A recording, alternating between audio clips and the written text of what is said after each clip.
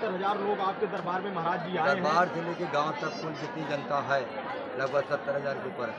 महाराज जी बताइए, आप कह रहे हैं कि यदि आपको मंगलवार को यहाँ आना होगा, सोमवार को पैसा नहीं रहेगा तो सुबह मिल जाएगा, क्या होगा, कैसे आएगा? महाराज जाने, महाराज बोल रहे हैं कि जो एक बार आ गया कर्जा लेके आया कि उधार मांग के आया, दोबारा उसको कर्जा नहीं लेना पड़ेगा। महाराज कह रहे हैं कि मैं उनका इंतजाम खुद करूँगा और अपने आप आएंगे। ये बताइए महाराज जी, यहाँ पर आने से लोगों के कैसे कैसे कष्ट कट रहे हैं? बहुत कष्ट कट रहे हैं।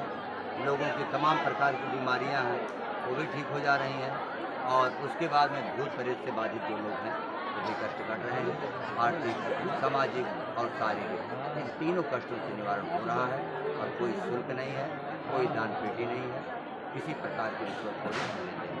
ये बताइए महाराज जी, आपके दरबार में भारी संख्या में महिलाएं आई हैं।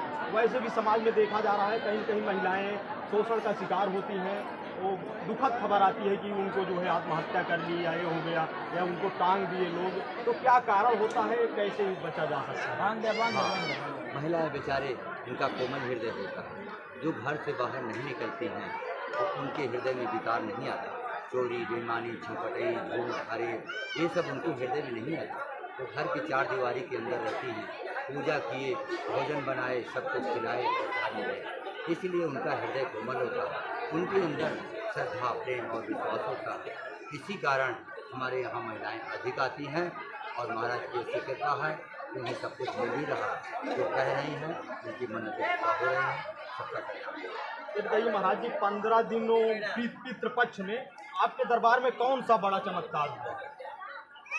हमारे यहाँ 15 दिन का पितृपक्ष था, और मैंने देखा है कि पुराने जितने भक्त आते थे 1 या 2% आए हैं, बाकी नहीं आए। सबको 15 दिन आराम रहा है। किसी का कोई भी ऐसा मरीज नहीं है जो अस्पताल में गया, और सबके ठीक से ठीक थे। महाराज ने कहा था कि चिंता मत करो, 15 दिन तक हाजिरी हम तुम्हारे घर पर ही लेते रहेंगे। और हाजिरी लगी है, घर पर ही लगी है, सारी के सारी आप इसको पूछ सकते हैं। आपके सामने परीक्षा कर रहे महाराज जी। हाँ। ये बताइए, आप लोग 15 दिन जो यहाँ आ रहे थे बीमार हुए कि नहीं? आज बात बताइए, बीमार हुए कि नहीं 15 दिनों में? महाराज क्या जो है कि सब कह रहे हैं नहीं, कैसे आप जो है कौन सी शक्ति प्रयोग करते हैं? हमारे पास कोनो शक्ति नहीं, सब महाराज की शक्ति है। और बस वही एक चुटकी राखी बांट रहे हैं, वही का कमाल है। और वो चुटकी राखी 35 करोड़ हिंदू धर्म के देवी देवता भोग पाते हैं, और उनका आशीर्वाद तो लगेगा ही भाई। अगर खाना खाए हैं तो आशीर्वाद तो देंगे ही, जो आशीर्वाद दिए हैं तो महाराज जो कह रहे हैं तो पूरा नहीं। ये बताइए महाराज जी, तो किस किस धर्म के लोग यहाँ पर आ रहे हैं? हमारे यहाँ सभी धर्म के लोग आ रहे हैं, हिंदू भी आ रहे हैं, मुस्लिम भी आ रहे हैं, सिख भी आए हैं, 3-4 गुरदासपुर से आए हैं। कहाँ से लोग आ रहे हैं आपके दरबार? बहुत दूर दूर के आए हैं।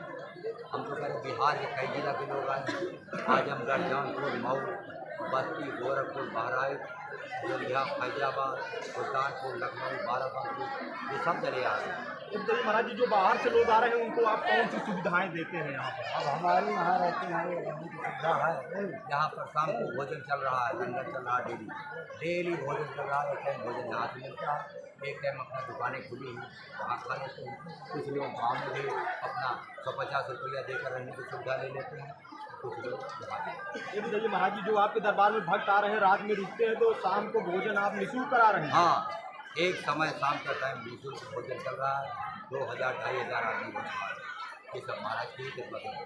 ये बताइए महाराज जी, आप कहते हैं कि यहाँ पर जो मुख्यमंत्री का हेलीकॉप्टर उतरेगा, तो उसको उतरवा कर आप क्या करेंगे? ये महाराज का अपना बोल है, क्या कर दिए उतरे आएंगे। जहाँ जनता है वहीं नेता है, जहाँ सत्य है वहीं धर्म है, जहाँ धर्म और सत्य है वहीं शक्ति है। जहाँ शक्ति है वहाँ सब आशीर्वाद लेने के लिए आएंगे।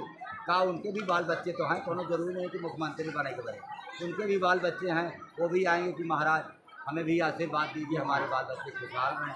सब चाहेंगे कि आशीर्वाद मिले, तो आशीर्वाद लेने आएंगे। तो इसमें बुराई क्या है? सभी लोग आएँ, सभी पार्टी के लोग आएँ, और सब आएँ, और सब महाराज का आशीर्वाद पाएँ, सबके घर में खुशहाली आए, शांति और आनंद मिले। और क्या? ये बताइए महाराज जी, जो आपके दरबार में नहीं आ पा रहे हैं, कष्ट में है, तो कैसे जो है उसका निवारण वहीं पर कैसे होगा? कोई विकल्प है? वहाँ पर पूरा निवारण नहीं होगा, यहाँ आना ही पड़ेगा उनको एक दिन।